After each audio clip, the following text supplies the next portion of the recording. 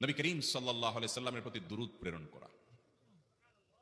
নবীজি সাল্লাল্লাহু আলাইহি সাল্লামের প্রতি দুরূদ প্রেরণ করার আমল এরকম আমল, আপনি যদি সারা দিনে শুধুমাত্র নবীজির প্রতি দুরূদ প্রেরণ করার আমলটাই জিকির হিসাবে সবচেয়ে বেশি করেন, দোয়া হিসাবে যদি এটাই আপনি সারাদিন করতে থাকেন, তো আপনার জন্য যথেষ্ট হবে। আল্লাহর কাছে আর কিছু না চাইলেও চলবে, আর কিছু না চাইলেও চলবে।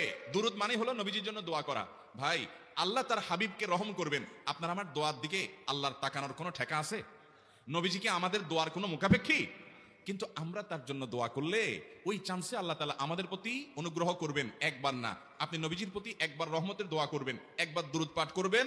মান সাল্লা আলাইহি মাররাতান সাল্লাল্লাহু আলাইহি আশরা, নবীজি সাল্লাল্লাহু আলাইহি সাল্লাম বলেছেন, একবার আমার জন্য তোমরা দোয়া করলে, আমার প্রতি দুরূদ পাঠ করলে, আল্লাহ তাআলা তোমাদের জীবনে 10 বার 10 জায়গায় 10 টাইমস তোমাদের উপর আল্লাহ তাআলা অনুগ্রহ করবেন। আপনি টেরও পাবেন না কত জায়গায় আল্লাহ অনুগ্রহ করেছেন। আল্লাহ বাঁচাই দিয়েছেন, একটুর জন্য শেষ হয়ে যান নাই। ওই যে দুরূদ পড়ছেন,